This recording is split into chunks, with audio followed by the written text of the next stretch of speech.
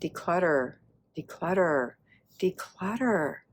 You've got to declutter. Listen, if you don't declutter, then you'll always have that stuff hanging around. And to me, when you walk into a room full of clutter, it's such a pressure on you. It's such a complaint from your home on you. And it's so unfun to live in a cluttered house. So start decluttering. Declutter today, not tomorrow. Declutter now, not later. Declutter. You don't have to do it all day long. Just do it for 15 minutes or so. You need a bag for trash, a basket for put away, and a box for giveaway.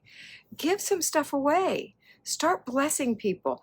I am not going to accept that you're not going to declutter anymore. Get it done. You're going to feel so much better. All right, that's all I have to say today. Have a great day.